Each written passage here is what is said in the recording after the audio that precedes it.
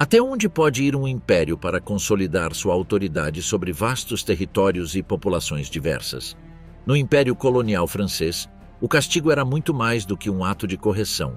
Ele se tornava um espetáculo calculado, destinado a enviar uma mensagem clara e aterrorizante. Desde o extenuante trabalho forçado até punições físicas que desafiavam os limites da humanidade, essas práticas foram desenhadas para quebrar não apenas o corpo, mas também o espírito. Não eram meras medidas de disciplina, mas ferramentas de dominação que mantinham milhões sob um regime de medo e subjugação absoluta. Mas quais métodos de tortura e punição eram usados para impor esse controle? A guilhotina, o machado da justiça. A guilhotina, originalmente concebida como um símbolo de justiça durante a Revolução Francesa, evoluiu para uma arma de controle absoluto nas colônias francesas. Dentro do vasto domínio colonial, este instrumento, renomado pela sua eficiência, passou de uma ferramenta judicial para um meio de dominação. Sua lâmina caía não apenas sobre aqueles que quebravam a lei, mas também sobre aqueles percebidos como ameaças à ordem imposta pelo Império. Introduzida nas colônias francesas no século XIX, a guilhotina tornou-se um espetáculo público projetado para instilar respeito e medo. Ao contrário da Europa, onde seu uso era justificado como uma medida de justiça imparcial, nas colônias ela servia a um propósito diferente: reforçar a supremacia do regime francês sobre as populações locais. Na Argélia, onde a guilhotina teve uso significativo, estima-se que entre 1830 e até 1962, milhares foram publicamente executados sob sua lâmina. Essas execuções puniam crimes considerados graves, como insurreição ou conspiração, mas também serviam como um aviso coletivo para sufocar os movimentos de resistência contra a ocupação francesa. As execuções por guilhotina raramente eram atos privados. Elas frequentemente aconteciam em praças públicas e diante de grandes multidões orquestradas pelas autoridades coloniais. Em Indochina, por exemplo, as execuções eram anunciadas com dias de antecedência, atraindo camponeses das regiões vizinhas. Registros históricos mostram que, em 1908, um líder rebelde vietnamita foi guilhotinado diante de centenas de pessoas como parte de uma estratégia para desmoralizar seus seguidores. Em Senegal, registros de 1923 descrevem como um grupo de rebeldes foi publicamente executado em uma praça de Dakar, após tentar organizar uma revolta contra o sistema de trabalho imposto pelos franceses. Esses eventos foram projetados para garantir que as populações locais compreendessem as consequências de desafiar a autoridade colonial. A guilhotina não era usada de maneira indiscriminada. Enquanto punições corporais como açoitamento ou flagelação eram comuns para infrações menores, este método de execução era reservado para casos de alto perfil. Dissidentes políticos, líderes dos movimentos de independência e rebeldes eram os principais alvos. Seu propósito não era apenas eliminar fisicamente os opositores, mas também destruir o moral de seus seguidores. Um exemplo notável foi a execução de Mohammed Ben Abdelkrim, um argelino acusado de liderar uma revolta em 1911. Sua execução por guilhotina ocorreu na presença de representantes locais e coloniais, enfatizando o alcance e a força do regime francês. O uso da guilhotina nas colônias francesas começou a declinar em meados do século XX, coincidindo com os movimentos de descolonização e o aumento do escrutínio internacional sobre as práticas coloniais. No entanto, seu impacto perdurou. O legado da guilhotina nas colônias francesas destaca não apenas seu papel como um instrumento de justiça, mas também como uma ferramenta de dissuasão e controle em um sistema projetado para manter a hegemonia imperial. Por meio de sua lâmina, a guilhotina garantiu seu lugar como um símbolo duplo: justiça para alguns e terror para outros, refletindo a complexa relação entre poder, lei e dominação no contexto colonial. A roda da quebra, o castigo mais brutal. Entre os métodos de execução empregados durante os primeiros anos da colonização francesa, a roda da quebra, também conhecida como a roda de Catarina, se destacou pela sua brutalidade e pelo impacto visual de sua aplicação. Embora seu uso fosse limitado nas colônias, sua reputação fez dela um símbolo aterrorizante da justiça colonial, marcando um capítulo sombrio na história do Império Francês. A roda da quebra era um método de execução meticulosamente projetado, destinado a causar o máximo de dor e prolongar o sofrimento. O condenado era amarrado a uma roda de madeira, com os braços e pernas estendidos sobre os raios. Em seguida, usando barras de ferro ou outros instrumentos pesados, os algozes quebravam sistematicamente os ossos dos membros, começando pelos tornozelos e avançando em direção ao torso. Em alguns casos, o condenado era colocado de costas para que o golpe final caísse sobre o peito, acelerando a morte. No entanto, em execuções mais cruéis, a vítima era deixada viva por horas ou até dias, exposta ao público até sucumbir. A natureza pública deste castigo amplificava seu impacto. Nas praças e espaços comunitários onde era realizado, os espectadores eram forçados a testemunhar o processo lento, enquanto as autoridades usavam esses eventos como um lembrete do controle absoluto do regime. Albert Londres, um jornalista francês do século XX, viajou extensivamente pelas colônias francesas, usando sua caneta para expor as condições desumanas que definiam a vida sob o domínio colonial. Em seus relatos, Londres descrevia vívida e detalhadamente a exploração em lugares como a Guiana Francesa, conhecida por seu brutal sistema penal, e a Argélia, onde as disparidades entre colonizadores e colonizados eram esmagadoras. Um caso documentado em Nova Orleans descreve a execução de uma pessoa escravizada que liderou uma tentativa de fuga em massa em 1730. Ele foi amarrado à roda e executado publicamente como um aviso para outros. A complexidade do procedimento e o nível de coordenação exigido tornaram esse castigo reservado para situações onde as autoridades buscavam um impacto significativo na população local. Durante a segunda metade do século XVIII, Louis Congo, um executor negro em Nova Orleans, foi encarregado de administrar várias formas de castigo na colônia, incluindo o açoite e a roda da quebra. Sendo um homem escravizado, Congo personificava as perturbadoras dinâmicas de poder dentro da sociedade colonial. Seu papel como executor de punições brutais reflete como as autoridades usavam até mesmo os oprimidos para manter o controle sobre suas comunidades. O uso da roda nas colônias francesas não foi casual. A administração colonial procurava reforçar sua autoridade em territórios distantes, onde revoltas e descontentamentos eram constantes. A roda da quebra servia como um mecanismo de dissuasão. Embora raramente fosse utilizada, sua mera existência ajudava a manter a ordem, incutindo um medo profundo nas comunidades. Nas colônias caribenhas, como Martinica e Guadalupe, a roda era implementada em casos excepcionais, como o de um marinheiro condenado por assassinato em 1758, que foi executado publicamente no principal porto. Registros históricos sugerem que essas execuções atraíam grandes multidões e eram organizadas para impactar tanto os colonos quanto as populações escravizadas. No século XIX, a roda da quebra caiu em desuso, sendo substituída por métodos de execução considerados mais rápidos e práticos, como a guilhotina.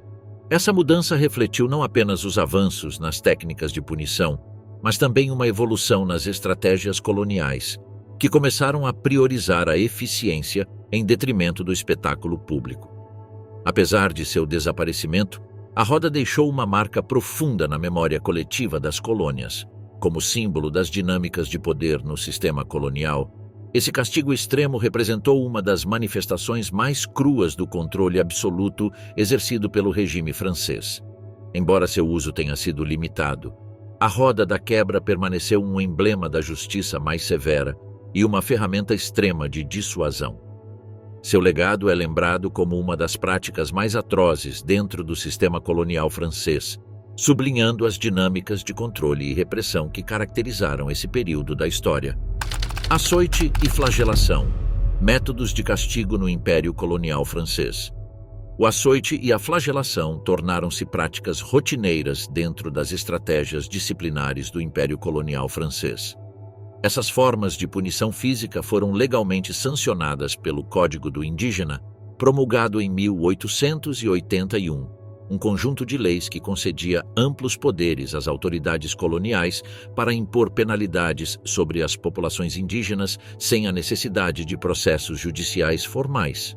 O castigo com vara era tipicamente realizado com bastões de madeira ou varas de bambu, enquanto a flagelação envolvia tiras de couro trançado. O número de golpes dependia da infração e era determinado pelos administradores coloniais ou chefes locais, sob a supervisão do regime francês. Esses castigos eram frequentemente realizados em praças públicas ou locais de trabalho, na presença de membros da comunidade. Um registro de 1908 de Senegal detalha como um jovem foi condenado a 25 golpes por se recusar a participar de um projeto de construção supervisionado pelas autoridades coloniais. Nas plantações da Indochina, trabalhadores que não cumpriam as cotas de produção recebiam entre 10 e 50 chicotadas, de acordo com documentos oficiais da época. Em 1912, um relatório governamental menciona punições em vilarejos que não conseguiram cumprir as cotas de impostos. Em uma localidade no Níger, vários homens foram publicamente açoitados por atrasos nos pagamentos exigidos pela administração local.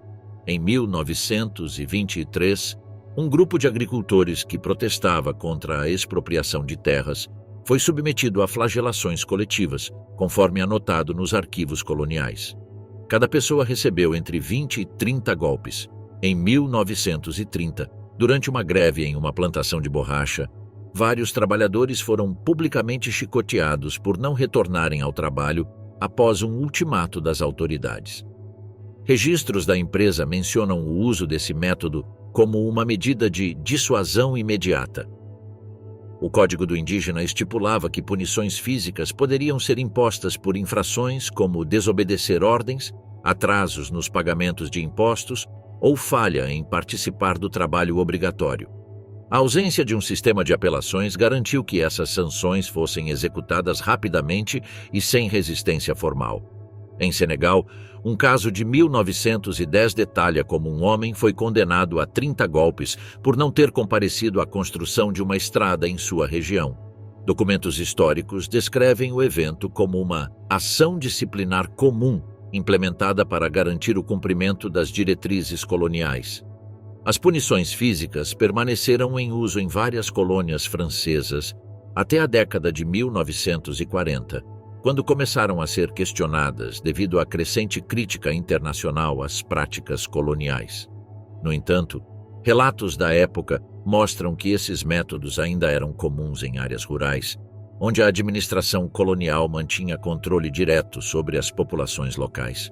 O registro histórico dessas punições reflete um sistema organizado para priorizar a execução imediata das sanções como parte das políticas administrativas do Império Colonial Francês. Marca com ferros quentes, um sinal de dominação. A marcação com ferros quentes foi um dos métodos mais amplamente utilizados para exercer controle e disciplina nas colônias do Império Francês. Originada no sistema penal da França metropolitana, essa punição evoluiu nas colônias, adquirindo conotações mais violentas e opressivas, especialmente no contexto da escravidão. A prática, que envolvia aplicar um ferro aquecido na pele para gravar símbolos ou iniciais, não apenas punia o indivíduo, mas também enviava uma mensagem clara para as comunidades locais. A marcação era usada principalmente para identificar e punir aqueles considerados criminosos ou insubordinados. No Caribe, particularmente no Haiti e na Martinica, essa prática foi comum durante os séculos 17 e 18.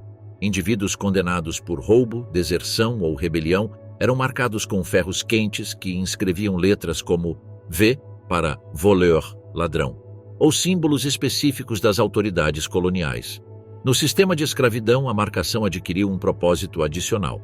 Os africanos escravizados eram frequentemente marcados com as iniciais de seus proprietários, símbolos das plantações ou emblemas da autoridade colonial. Esse processo, geralmente realizado na chegada aos portos ou após uma compra, era justificado como uma forma de registro para indicar a posse. A marca permanente e imutável tornou-se um emblema físico que reforçava a subjugação dos indivíduos escravizados dentro da hierarquia colonial. A marcação com ferros quentes tornou-se particularmente simbólica durante a Revolução Haitiana, 1791 a 1804. No Haiti, então conhecido como Saint-Domingue, Essa prática representava uma das formas mais visíveis de desumanização e opressão exercida sobre a população escravizada. Relatos da época contam como as marcas nos corpos dos rebeldes capturados eram usadas para identificar sua lealdade a facções específicas ou sua história de insubordinação. Durante esse período, a marcação tornou-se um ponto focal de resistência. Líderes revolucionários como Toussaint Louverture enfatizaram a erradicação dessas práticas e denunciaram seu simbolismo opressor, utilizando a abolição da marcação como uma bandeira na luta pela liberdade. À medida que o movimento revolucionário avançava, a marcação não só diminuiu, mas começou a ser vista como um lembrete tangível das atrocidades do regime colonial. Na França, a marcação foi oficialmente abolida em 1832 como parte de uma reforma do sistema penal. No entanto, nas colônias, a prática continuou clandestinamente ou com justificativas locais por várias décadas. Relatórios da metade do século XIX indicam que em territórios como Guadalupe e Guiana, a marcação ainda era usada para identificar trabalhadores contratados, particularmente nas plantações. O lento abandono dessa prática reflete as disparidades entre as políticas aplicadas na metrópole e nas colônias. Enquanto a França buscava projetar uma imagem mais civilizada, as colônias permaneciam um terreno fértil para métodos repressivos que mantinham o controle sobre as populações locais. Campos de trabalho forçado, a máquina de exploração do Império Colonial Francês.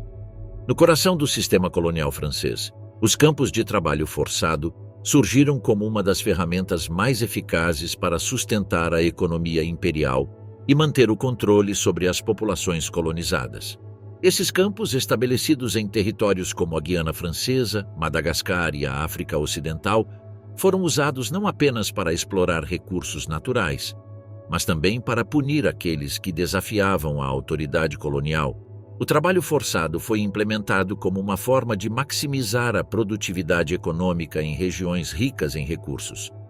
Na África Ocidental, por exemplo, a construção de infraestrutura, como ferrovias e estradas, dependia fortemente do trabalho forçado das populações indígenas. Sob o Código do Indígena, os homens locais eram recrutados para o trabalho compulsório, muitas vezes sem compensação, e submetidos a longas jornadas de trabalho sob a supervisão direta dos administradores coloniais. Em Madagascar, durante as primeiras décadas do século XX, milhares de homens foram forçados a trabalhar em projetos agrícolas e de infraestrutura destinados a consolidar o controle francês sobre a ilha. Os registros coloniais descrevem como esses trabalhadores enfrentaram condições de saúde precárias, comida insuficiente e punições físicas por falharem em cumprir as metas estabelecidas. Entre os campos de trabalho forçado estabelecidos pelo Império Francês, o de Ilha do Diabo, na Guiana Francesa, destacou-se como um dos mais brutais. Fundado no século XIX, esse campo tornou-se um local de punição extrema, especialmente para prisioneiros políticos e criminosos condenados. As condições de vida na ilha eram infames.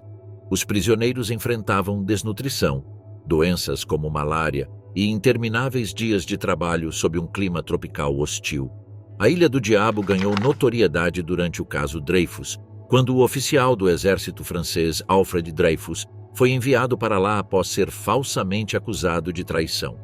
Embora ele tenha sido eventualmente exonerado, sua tortura expôs as condições desumanas do campo, atraindo atenção internacional. Os prisioneiros incluíam não apenas criminosos comuns, mas também dissidentes políticos que se opunham ao regime francês durante eventos como a Comuna de Paris, 1871. As autoridades francesas usaram a remoção física desses indivíduos como uma forma de neutralizar ameaças ao poder colonial, enquanto as condições brutais dos campos serviam como um aviso para possíveis dissidentes. O sistema de trabalho forçado não se limitava à exploração econômica. Ele também funcionava como um método de controle social e político. Aqueles que resistiam às políticas coloniais eram enviados para esses campos como uma forma de punição exemplar. As condições brutais eram projetadas para destruir não apenas os indivíduos, mas também as comunidades de onde vinham, desencorajando qualquer tentativa de rebelião. No entanto, essa prática também teve consequências imprevistas. As condições duras e as mortes em massa nos campos geraram críticas dentro e fora da França, particularmente a partir da década de 1930, à medida que o movimento anticolonial começava a ganhar força. Os testemunhos dos sobreviventes, junto com os relatos de pesquisadores e jornalistas, expuseram os abusos cometidos em nome da produtividade e do controle. O sistema de trabalho forçado foi progressivamente desmontado após a Segunda Guerra Mundial, à medida que a crescente pressão internacional e a mobilização anticolonial forçaram a França a reconsiderar suas políticas nas colônias. No entanto, o impacto desses campos deixou uma marca duradoura nas regiões afetadas, tanto em termos de devastação social quanto na memória coletiva. Hoje, os campos de trabalho forçado no Império Francês são lembrados como uma das ferramentas mais opressivas usadas para sustentar o colonialismo. A Ilha do Diabo, em particular, tornou-se um símbolo das atrocidades associadas a esse sistema, ilustrando como o Império Francês dependia não apenas da exploração econômica, mas também da punição extrema para manter sua hegemonia. Tortura nas prisões coloniais, o horror escondido do Império Francês. A repressão colonial francesa não era executada apenas em praças públicas e ruas como um espetáculo de advertência, mas também operava nas sombras, dentro de prisões onde a violência era aplicada sem restrições. Enquanto as execuções e punições públicas tinham o objetivo de incutir medo na população, os centros de detenção serviam como laboratórios de tortura, projetados para quebrar prisioneiros políticos, insurgentes e qualquer pessoa considerada uma ameaça ao regime colonial. Esses métodos, documentados em colônias como a Argélia e a Indochina, revelam um sistema de punição baseado em brutalidade sistemática. Técnicas como privação sensorial, asfixia controlada, superlotação extrema e execuções simuladas eram empregadas para destruir a vontade dos detentos. Além dos muros das prisões coloniais, esses tormentos permaneciam desconhecidos pelo público, mas dentro delas, cada punição era planejada para desumanizar e destruir a resistência psicológica dos prisioneiros. Um dos métodos mais eficazes usados para quebrar os detentos nas prisões coloniais francesas era a privação sensorial, que consistia em isolar os prisioneiros de qualquer estímulo externo por longos períodos. Os presos eram trancados em celas completamente escuras, sem contato com outras pessoas e sem acesso a sons ou luz natural. Em muitos casos, passavam dias, semanas ou até meses sem saber se era dia ou noite. A falta de interação humana e a desorientação extrema tinham efeitos devastadores na mente. Muitos prisioneiros desenvolviam alucinações, ansiedade severa e perda da noção do tempo, tornando-se mais suscetíveis à manipulação e propensos a confessar em um estado de desespero total. Esse método foi amplamente utilizado na Argélia contra membros da Frente de Libertação Nacional, FLN, que eram capturados e confinados em celas subterrâneas sem janelas. Na Indochina, prisioneiros políticos eram trancados em espaços apertados onde não podiam se mover livremente, submetidos a um silêncio absoluto que gradualmente deteriorava seu estado mental. Outro método recorrente nos centros de detenção coloniais era a asfixia controlada, usada para induzir uma sensação de afogamento sem causar morte imediata. Em alguns casos, sacos de pano eram colocados sobre a cabeça dos prisioneiros e apertados até que perdessem a consciência. Assim que a vítima desmaiava, o saco era removido para que pudesse respirar, apenas para que o processo fosse repetido várias vezes. Na Argélia, uma variação desse método envolvia o uso de água. Os prisioneiros eram repetidamente submersos em barris ou tanques em uma técnica semelhante ao afogamento simulado, waterboarding.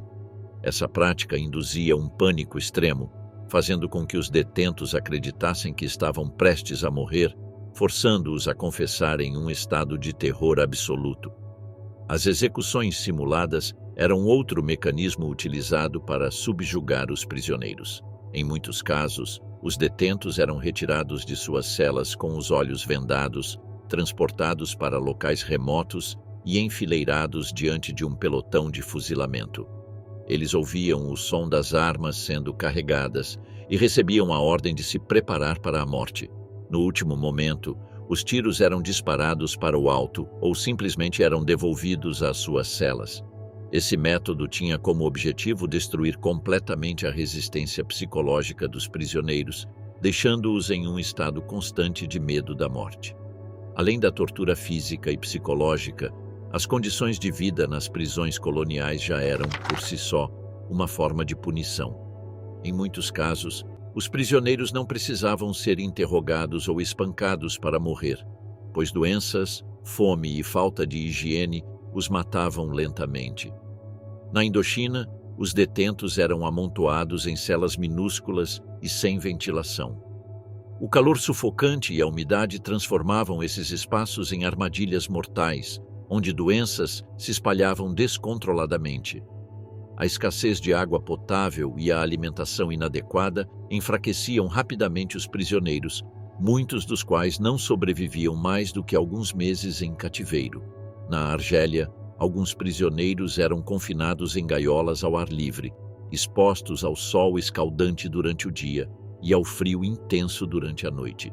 Picadas de insetos, desidratação e fadiga constante debilitavam os detentos até levá-los à morte. Execuções extrajudiciais dentro das prisões também eram comuns. Em alguns casos, os guardas simplesmente deixavam de alimentar certos prisioneiros ou os espancavam sistematicamente até que morressem em consequência de seus ferimentos. Essas mortes eram registradas como fatalidades por doenças, para encobrir os crimes cometidos dentro das prisões. As prisões coloniais francesas não eram meros centros de detenção, mas lugares onde a tortura era usada como ferramenta de controle absoluto. Longe dos olhos do público, distantes do discurso oficial de civilização e progresso, esses centros de detenção funcionavam como máquinas de sofrimento, onde a vida dos prisioneiros não tinha valor. A combinação de privação sensorial, asfixia, execuções simuladas e condições desumanas de vida não apenas punia os prisioneiros, mas também enviava uma mensagem clara para aqueles que permaneciam livres. No sistema colonial, não bastava subjugar fisicamente insurgentes e dissidentes. Era necessário destruir sua vontade e garantir que o medo se espalhasse além dos muros da prisão. Quando a violência nas ruas não era suficiente para esmagar a resistência, as prisões se tornavam o último recurso do terror colonial. Dentro de seus muros, a punição não era apenas um ato de repressão, mas uma sentença de morte lenta realizada sem testemunhas e sem possibilidade de fuga. A gaiola. Humilhação pública. A gaiola, uma estrutura aparentemente simples de madeira ou metal projetada para imobilizar a cabeça e as mãos de um condenado, tornou-se um símbolo de humilhação pública no Império Colonial francês.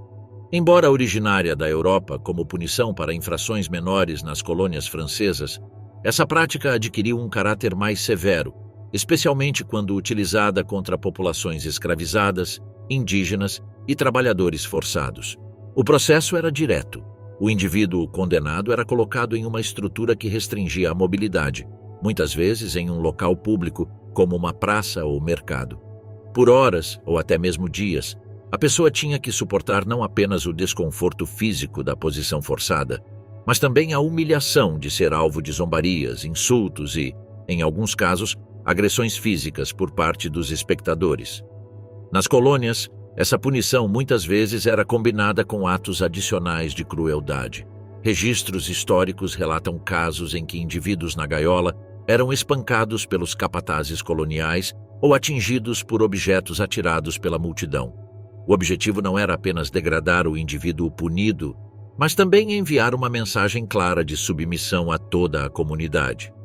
A gaiola era particularmente proeminente nas colônias caribenhas, como Saint-Domingue, atual Haiti, onde foi amplamente utilizada contra a população escravizada.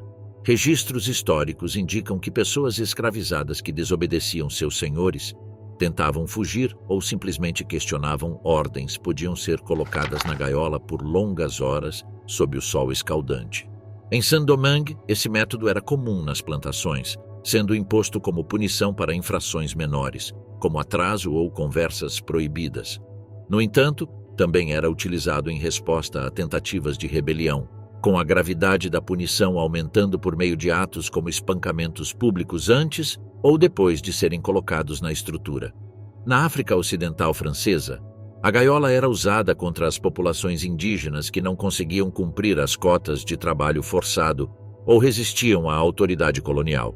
Em vilarejos e centros urbanos, praças públicas tornavam-se palcos onde os condenados permaneciam expostos por horas, enquanto a comunidade era forçada a testemunhar o ato. Diferentemente de punições físicas diretas, como a chibatação, a gaiola tinha um duplo propósito: sancionar o indivíduo enquanto reforçava a hierarquia social diante de toda a população. O ato de ser observado por colonizadores, capatazes e colegas transformava a experiência da punição em um evento coletivo. Isso servia como um aviso para desencorajar qualquer forma de resistência e manter a estrutura de poder colonial. No início do século XIX, o uso da gaiola começou a declinar nas colônias francesas. Esse declínio foi ligado à introdução de sistemas prisionais mais formais e ao desenvolvimento de métodos de punição considerados mais civilizados. Apesar de seu abandono, a gaiola deixou uma impressão profunda na memória das comunidades afetadas. Em particular, seu uso em regiões como o Haiti contribuiu para o ressentimento que alimentou os movimentos revolucionários e de emancipação. A lembrança dessa punição, combinada com outras formas de repressão colonial, permanece como um lembrete das ferramentas usadas para manter o controle no Império Francês. Corpos colonizados. O abuso sexual como arma do poder imperial. O período colonial francês foi marcado pela exploração sistemática que se estendia muito além da economia e da política. Nesse contexto, a violência sexual tornou-se um mecanismo eficaz para consolidar a dominação sobre as populações colonizadas. Facilitada por um sistema profundamente desigual e racista, essa forma de violência era tanto uma expressão do controle absoluto dos colonizadores quanto uma ferramenta para desmoralizar e enfraquecer as comunidades subjugadas. Os corpos das mulheres colonizadas, fetichizados e desumanizados, tornaram-se alvo de abusos normalizados pelas estruturas legais e sociais do regime colonial. Nas colônias, a desigualdade absoluta de poder desempenhou um papel fundamental na perpetuação desses abusos. Os colonizadores, sejam administradores, soldados ou civis, exerciam uma autoridade inquestionável sobre a vida das pessoas colonizadas. Esse controle total permitia-lhes exercer violência física e sexual com impunidade, enquanto as leis coloniais protegiam suas ações. Nesse ambiente, as mulheres locais, privadas de qualquer forma de proteção legal, se viam em uma posição de vulnerabilidade absoluta. Assim, a estrutura de poder não apenas facilitava o abuso, mas o legitimava como uma extensão da dominação colonial. A desumanização racista também desempenhou um papel crucial nesse fenômeno. As ideologias coloniais promoviam a ideia de que as populações subjugadas eram primitivas, exóticas e, em última instância, inferiores. Essas narrativas profundamente enraizadas retratavam as mulheres colonizadas como objetos sexualizados, perpetuando a crença de que seus corpos estavam acessíveis aos colonizadores. Nesse contexto, as mulheres eram vistas não como indivíduos com direitos, mas como despojos do projeto colonial. Essa percepção se intensificou durante os conflitos, quando a violência sexual foi utilizada como uma retaliação coletiva contra comunidades rebeldes. A impunidade estrutural garantia que os perpetradores raramente enfrentassem consequências legais. Nas colônias, as leis eram projetadas para proteger os colonos europeus, enquanto ignoravam sistematicamente os testemunhos das vítimas locais. Se uma mulher colonizada denunciasse um estupro, sua palavra era considerada inválida em comparação à do agressor. Essa cultura de impunidade não apenas perpetuava o abuso, mas também enviava uma mensagem clara para as vítimas: não havia possibilidade de justiça para elas. Isso era especialmente evidente em casos em que os perpetradores eram soldados ou autoridades, que, como representantes do império, gozavam de imunidade absoluta. O abuso sexual não se limitava a atos individuais, mas também fazia parte da vida cotidiana nos sistemas de trabalho forçado. Nas plantações, minas e projetos de infraestrutura, mulheres colonizadas trabalhavam sob a vigilância constante de capatazes e administradores europeus, sendo regularmente expostas a assaltos sexuais. Da mesma forma, durante campanhas militares e incursões contra comunidades que resistiam ao domínio colonial, o estupro era usado como uma arma coletiva para punir e subjugar as populações locais. Nesses contextos, o abuso não era meramente uma expressão de violência, mas uma tática deliberada para incutir medo e desencorajar a resistência. O impacto dessa violência sexual se estendia além das vítimas individuais, afetando comunidades inteiras. Mulheres que sobreviviam a esses abusos enfrentavam um estigma extremo dentro de suas próprias comunidades, onde falar sobre o estupro podia resultar em ostracismo ou rejeição social. Esse silêncio forçado perpetuava o abuso, enquanto filhos gerados por estupros enfrentavam uma dupla estigmatização. Primeiro, por serem fruto de um ato não consensual, e segundo, por serem mestiços em um sistema que valorizava a pureza racial europeia. Essas dinâmicas contribuíam para a fragmentação social, tornando mais difícil para as comunidades se organizarem e resistirem coletivamente. Exemplos concretos dessas práticas elucidam o impacto do abuso sexual nas colônias francesas. Durante a ocupação da Argélia, particularmente durante a Guerra de Independência, 1954 a 1962, estupradores foram usados como retaliação contra as comunidades que apoiavam os rebeldes. Na África Ocidental Francesa, mulheres que trabalhavam na construção de estradas ou na extração de recursos estavam constantemente expostas ao abuso de capatazes e soldados. Na Indochina Francesa, mulheres vietnamitas e cambojanas enfrentavam dupla exploração, submetidas a abuso sexual nas plantações e, ao mesmo tempo, fetichizadas sob a narrativa europeia da mulher submissa. O legado da violência sexual no contexto colonial francês serve como um testemunho do uso do abuso como uma arma de dominação. Além da exploração econômica e política, o controle sobre os corpos colonizados tornou-se uma peça central do projeto imperial. Embora essas práticas tenham sido silenciadas por muito tempo, seu impacto persiste na memória histórica e nas dinâmicas sociais das ex-colônias, servindo como um lembrete dos horrores de um sistema que armou a violência em todas as suas formas. Desaparecimento forçado, quando a punição se torna esquecimento. No sistema colonial francês, a repressão não se limitava a execuções públicas, tortura nas prisões ou trabalho forçado. Para eliminar qualquer ameaça ao regime, um método ainda mais eficaz foi empregado: o desaparecimento forçado. Essa punição não apenas removia fisicamente a vítima, mas também apagava sua existência, deixando famílias e comunidades sem respostas, sem corpos e sem justiça. Em colônias como a Argélia e a Indochina, o desaparecimento forçado tornou-se uma prática comum contra líderes rebeldes, ativistas políticos e figuras consideradas perigosas pelo regime. Prisões arbitrárias, sequestros noturnos e execuções clandestinas foram usados como táticas de terror pelas forças coloniais para suprimir qualquer tentativa de resistência. Durante a Guerra de Independência da Argélia, 1950 a 1962, as forças francesas implementaram o desaparecimento forçado como parte de sua estratégia de contra-insurgência. Milhares de argelinos foram presos pelo exército, pela polícia e por unidades especiais como os paraquedistas, nunca mais sendo vistos.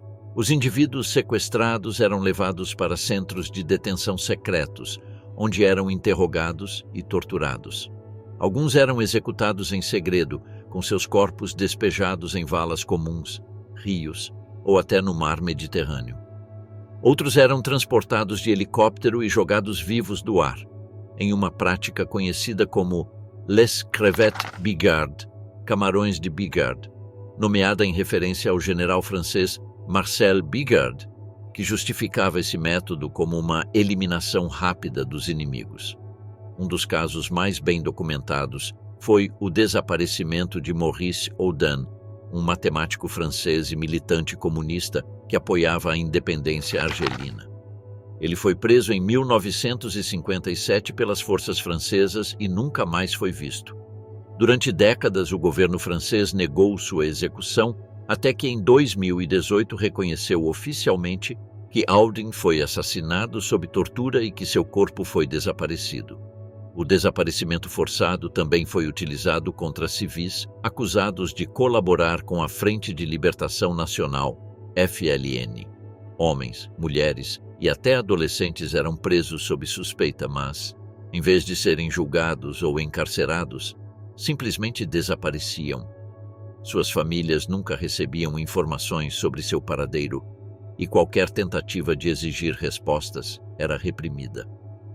Durante a Primeira Guerra da Indochina, 1946 a 1954, o exército francês empregou táticas semelhantes contra combatentes do Viet Minh, o movimento de independência liderado por Ho Chi Minh. Os desaparecimentos forçados foram usados para desmantelar a resistência vietnamita e espalhar o terror entre a população. As forças coloniais prenderam líderes comunistas, organizadores de greves e simpatizantes do Viet Minh. Alguns foram enviados para campos de concentração como Paulo Condor, onde morriam lentamente em condições desumanas. Outros foram executados em segredo e seus corpos nunca foram devolvidos às famílias. Em algumas regiões, vilarejos inteiros foram vítimas de desaparecimentos em massa. Quando os franceses suspeitavam que um vilarejo apoiava o Viet Minh, seus habitantes podiam ser presos sem registro e levados para locais desconhecidos. Execuções sumárias na selva tornaram-se uma prática recorrente, com corpos despejados em rios ou enterrados em valas comuns sem documentação. Um dos casos mais emblemáticos foi o desaparecimento do intelectual e ativista Nguyen Van Thao, um líder político que defendia a independência. Ele foi preso pelas forças francesas e nunca mais foi visto. Seu desaparecimento marcou um ponto de virada na radicalização da luta contra o colonialismo. Os desaparecimentos forçados tinham um duplo propósito. Não apenas eliminavam fisicamente os opositores, mas também criavam uma atmosfera de medo e incerteza na sociedade.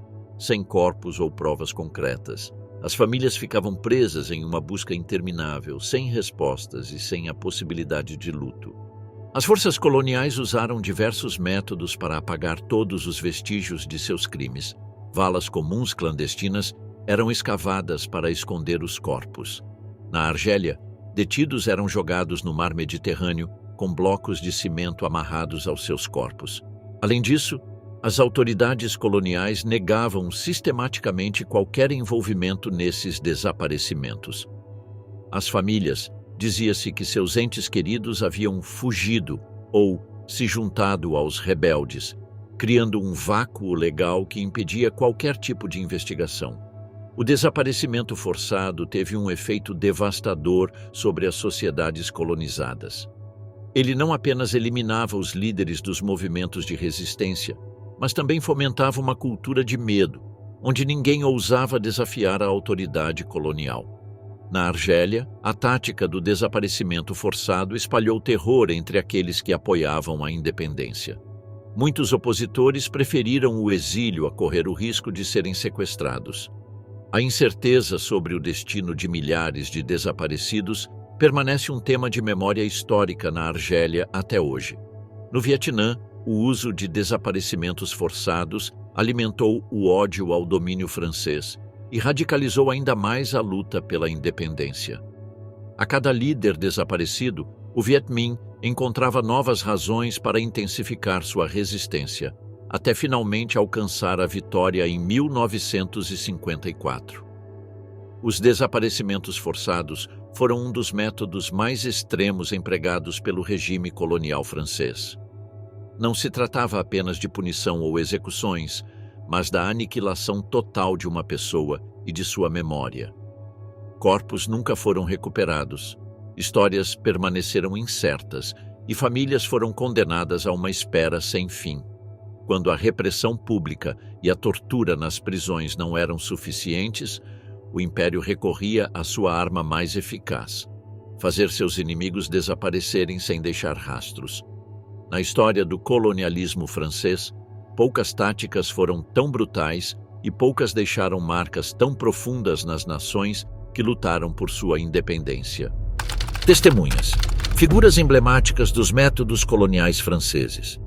O Império Colonial Francês, renomado por seus vastos territórios e poder econômico, implementou uma variedade de métodos opressivos para manter o controle sobre as populações colonizadas. No entanto, ao longo da história, várias figuras emblemáticas testemunharam, denunciaram ou lutaram contra essas táticas, deixando um legado de resistência, documentação e análise crítica. A seguir, destacam-se algumas dessas personalidades que observaram, experienciaram ou confrontaram a brutalidade do sistema colonial francês. Albert Londres, um jornalista francês do século XX, viajou extensivamente pelas colônias francesas, usando sua caneta para expor as condições desumanas que definiam a vida sob o regime colonial. Em seus relatórios, Londres descreveu vividamente a exploração em locais como a Guiana Francesa, conhecida por seu sistema penal brutal, e a Argélia, onde as disparidades entre colonizadores e colonizados eram avassaladoras. Londres não apenas documentou o trabalho forçado, mas também revelou o impacto das políticas opressivas nas comunidades indígenas. Seus escritos causaram um alvoroço na França e aumentaram a conscientização pública sobre as realidades das colônias, tornando-o uma das primeiras vozes a questionar abertamente a narrativa da missão civilizadora da França. Aimé Césaire, um poeta e político da Martinica, foi uma figura central no movimento da negritude, que buscava resgatar a identidade africana e caribenha diante da opressão colonial. Através de obras como Cahiers d'un retour au pays natal, Caderno de um retorno ao país natal, Césaire descreveu as profundas injustiças e desumanização que caracterizavam o domínio francês no Caribe. Sua crítica ao colonialismo foi além dos abusos físicos. Césaire abordou como o sistema colonial destruiu identidades culturais e reduziu as populações colonizadas a meros instrumentos de produção. Como político, liderou esforços para conceder mais direitos aos territórios ultramarinos franceses, deixando um legado de luta que influenciou gerações de ativistas. Toussaint Louverture, líder da Revolução Haitiana, foi uma figura fundamental na luta contra a dominação colonial francesa. Embora tenha vivido antes de algumas das práticas mais institucionalizadas do colonialismo francês, sua vida e obra exemplificam a resistência contra táticas brutais, como o brandimento com ferros quentes, a exploração nas plantações e a violência punitiva. Nascido escravizado, Louverture liderou uma revolta que não só desafiou o Império Francês, mas desmantelou um dos sistemas mais infames de exploração da história, a escravidão em Saint-Domingue. Sua liderança demonstrou a falibilidade das táticas coloniais e inspirou movimentos de resistência em todo o mundo. Embora seja mais conhecido por expor os abusos no Congo belga, Roger Casement também documentou atrocidades em outros impérios, incluindo o francês. Seu foco na violência sistêmica contra as populações colonizadas e seu interesse em expor as condições desumanas nas colônias europeias ajudaram a desenvolver a conscientização global sobre os abusos coloniais. Casement ampliou o debate internacional sobre a ética da dominação colonial, destacando como práticas semelhantes de exploração eram repetidas em diversos impérios, incluindo o francês. Seu trabalho inspirou ativistas e jornalistas que continuaram a expor as injustiças do sistema colonial. Frantz Fanon, psiquiatra e filósofo da Martinica, examinou profundamente as implicações psicológicas e sociais do colonialismo. Em sua obra Os Condenados da Terra, Fanon analisou como a violência estrutural, as punições públicas e a exploração do trabalho não apenas mantinham o controle físico sobre as colônias, mas também buscavam destruir a identidade e a autoestima das populações subjugadas. Fanon testemunhou os métodos mais brutais do colonialismo durante a Guerra de Independência da Argélia, onde a tortura, o estupro e as execuções em massa tornaram-se táticas comuns do exército francês. Sua análise teórica conectou essas práticas a sistemas mais amplos de dominação, fornecendo uma base para compreender as lutas de libertação em todo o mundo. Recrutamento forçado nas colônias francesas, quando a guerra se tornou punição. O domínio colonial francês não foi mantido apenas por meio da exploração econômica, da repressão violenta e do controle social, mas também pelo uso sistemático do recrutamento forçado em seus exércitos. Durante a Primeira e a Segunda Guerra Mundial, milhares de homens das colônias na África e na Ásia foram enviados para as frentes de batalha sem qualquer escolha. A imposição do serviço militar nos territórios colonizados não apenas privou gerações inteiras de sua liberdade, mas também serviu como uma forma de punição para aqueles que se recusavam a se submeter ao regime colonial. O recrutamento forçado não terminou com as guerras mundiais. Durante a Guerra da Argélia, jovens argelinos foram obrigados a lutar contra seu próprio povo em um conflito cujo objetivo era esmagar o movimento de independência. A França usou essa tática para enfraquecer a resistência, fragmentar a identidade argelina e reforçar seu controle sobre o território. Quando a Primeira Guerra Mundial eclodiu, a França imediatamente recorreu ao seu império colonial para reforçar suas tropas.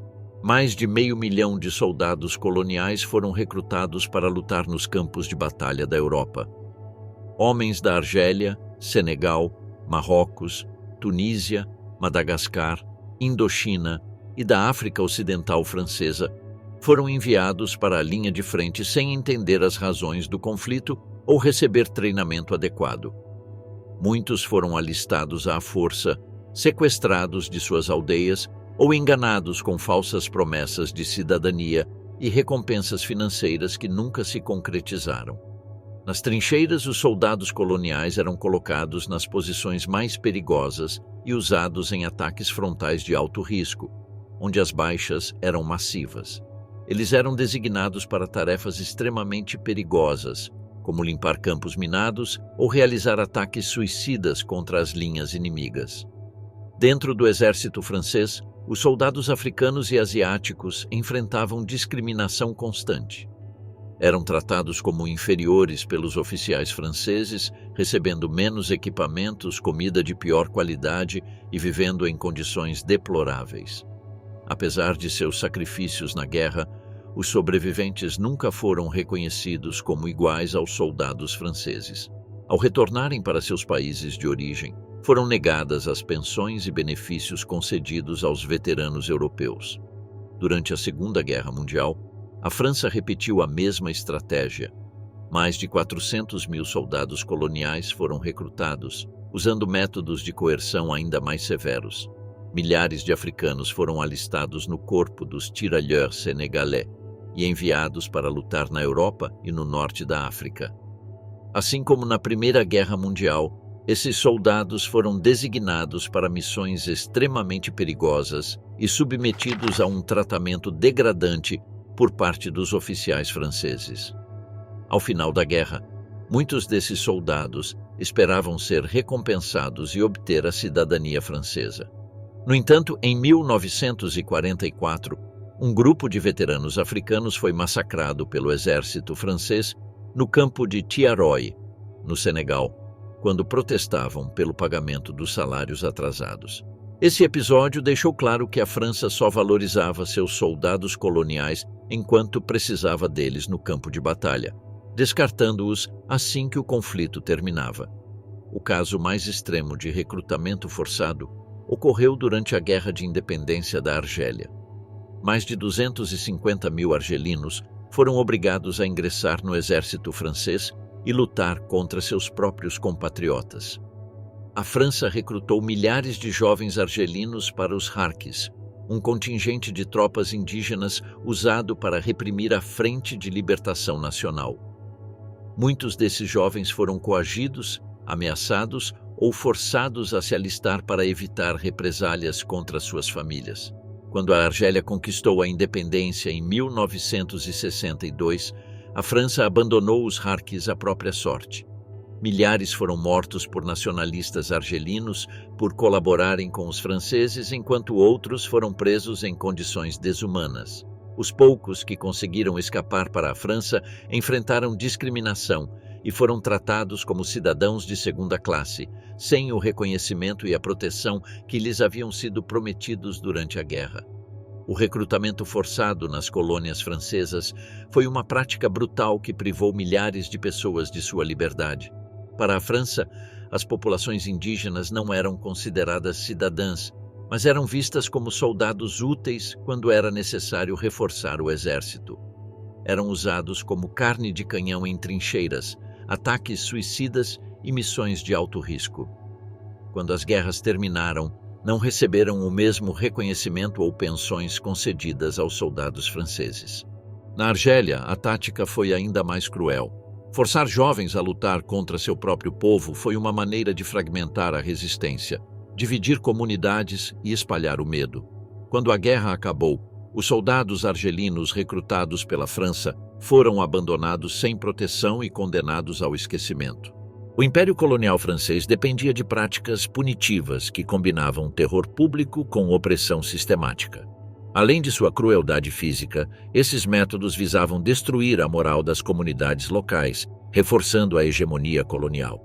No entanto, a história também relata aqueles que, por meio da rebelião ou da denúncia, se tornaram bastiões da dignidade. Seus testemunhos expõem o custo humano desse regime e nos lembram que até os impérios mais poderosos enfrentam limites quando a consciência coletiva se levanta contra o horror.